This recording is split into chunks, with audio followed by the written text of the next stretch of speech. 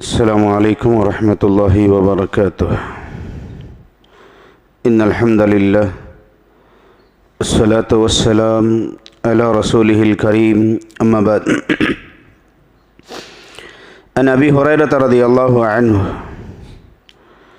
ان رسول اللہ صلی اللہ علیہ وسلم قال ما نقصت صدقۃ من مال وما زادہ اللہ عبدا بعفو الا عزہ وما تواضع احد للہ الا رفعہ، اخرجہ مسلم۔ ابو ہریرہ رضی اللہ عنہ کہتے ہیں کہ رسول اللہ صلی اللہ علیہ وسلم نے فرمایا، اللہ کے راہ میں صدقہ کرنے سے مال میں کبھی کمی نہیں آتی ہے، اور لوگوں کو معاف کر دینے سے ذلیل نہیں ہوتا، رسوا نہیں ہوتا، مگر اللہ تعالیٰ اس کے عزت میں اضافہ کرتے رہتا ہے، اور بندہ جب تک تواضع کو اختیار کرتا ہے اللہ تعالیٰ اس کے درجات میں بلندی عطا کرتا ہے۔ یہ مسلم کی حدیث ہے۔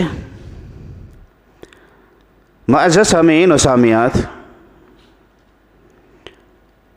بہت سارے معاملات آج دنیا میں شریعت کے بتانے کے طریقے کو چھوڑ کر کے الٹا سمجھتے ہیں۔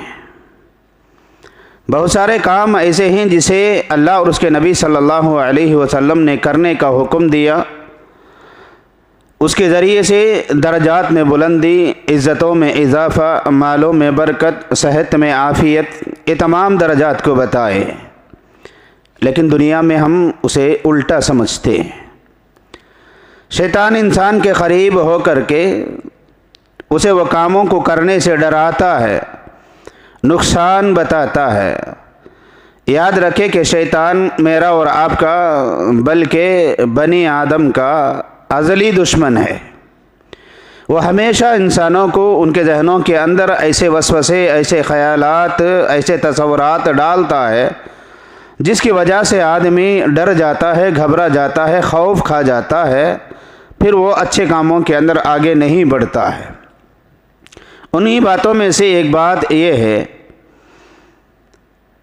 کہ مال جو ہم کما کر کے رکھتے ہیں، یہ مال اگر اللہ کے راہ میں دے دیں گے، لوگوں کو بانٹ دیں گے، غریبوں اور مسکینوں کی ضرورتوں کو پوری کریں گے، یتیموں اور مسکینوں کو، رشتہ داروں کو، اس کے اندر جو فقراء اور مساکین ہوں گے ان کی مدد کریں گے، اللہ کے راہ میں صدقہ اگر کرتے رہیں گے، زیادہ صدقہ کریں گے تو ہمارے مال میں کمی آ جائے گی۔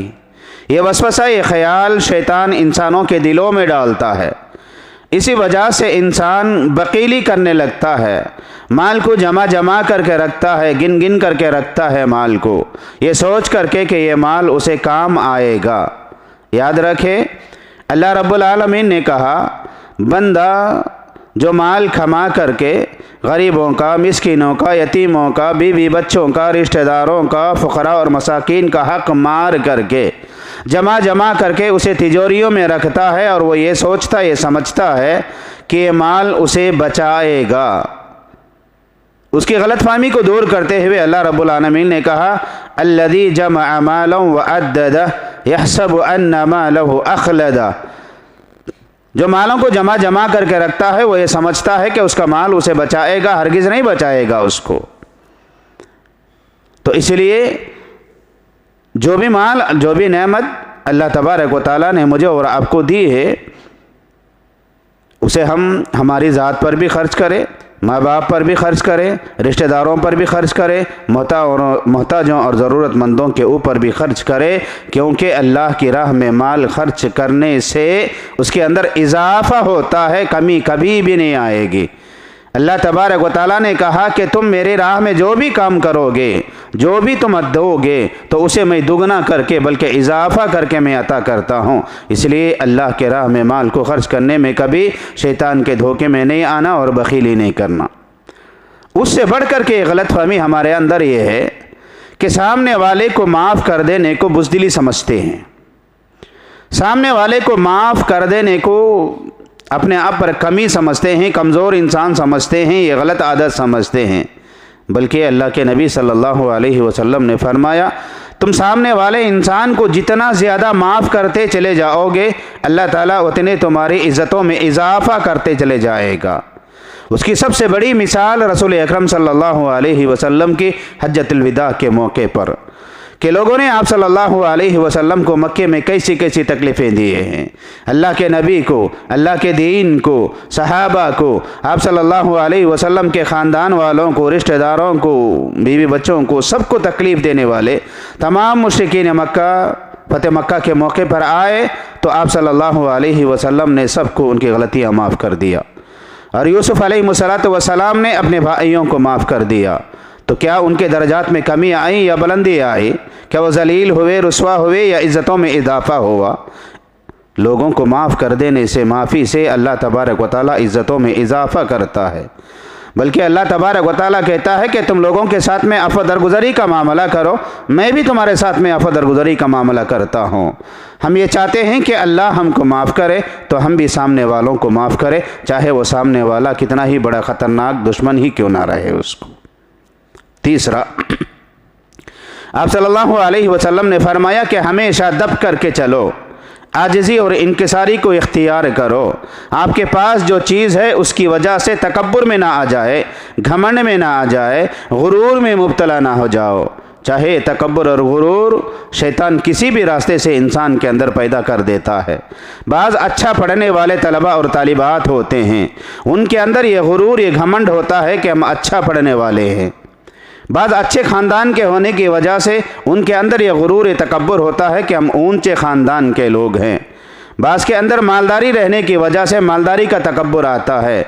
बहुत सारे वजूहात होते हैं, उनमें से एक खूबसूरती का भी घमंड हुआ करता है, जवानी का भी घमंड हुआ करता है। तो इंसान को चाहिए कि तकब्बुर हरगिज़ ना करे, आजिज़ी को इख्तियार करे। रसूल अकरम सल्लल्लाहु अलैहि वसल्लम हमेशा लोगों के साथ में आजिज़ी के साथ में पेश आया करते थे। जब कोई छोटे बच्चे आ जाते, आप सल्लल्लाहु अलैहि वसल्लम उनसे गुफ्तगू करते तो अल्लाह के नबी घुटनों के बल बैठ करके बच्चों से साथ में गुफ्तगू करते थे, उसे खुश करने की कोशिश करते थे।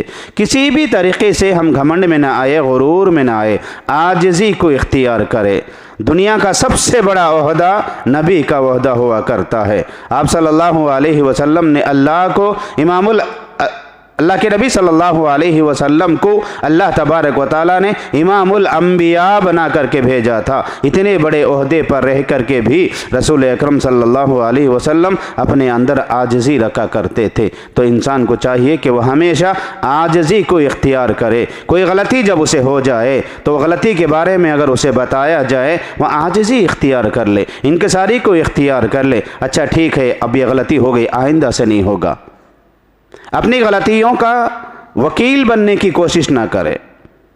गलती हो गई, हर इंसान से होती है। अच्छा ठीक है, गलती हो गई, आइंदा से नहीं होगी, इसके बाद हम नहीं करेंगे। लेकिन वहाँ पर आकर के बहस और मुबाहसा करना, तकब्बुर करना, गुरूर करना, ऐसा नहीं हुआ, वैसा नहीं हुआ, ये सब के सब भी आकर के तकब्बुर की निशानियाँ हुआ करते हैं। प्यारे नबी सल्लल्लाहु अलैहि वसल्लम ने आजिज़ी से रहने का हुक्म दिया और आजिज़ी को अल्लाह के नबी ने पसंद भी किया है। खुलासे कलाम, सदका करने से माल में कमी नहीं होती, लोगों को माफ़ करने से कमतर नहीं कहलाते, और आजिज़ी को इख्तियार करने से ज़िल्लत और रुसवाई हरगिज़ नहीं मिलती है, बल्कि इसका उल्टा होता है। तो लिहाजा हम कुरान करीम और आयत रसूल सल्लल्लाहु अलैहि वसल्लम को सही तरीक़ा से समझ करके उस पर अमल पैरा होने की कोशिश करें। अल्लाह से दुआ है अल्लाह रब्बुल आलमीन सबको भी अमल की तौफ़ीक़ अता फ़रमाए। आमीन। अक़ूलु क़ौली हाज़ा अस्तग़फ़िरुल्लाह ली व लकुम व लिसाइरिल मुस्लिमीन अजमाइन। अस्सलामु अलैकुम व रहमतुल्लाहि व बरकातुहू। सुब्हानकल्लाह।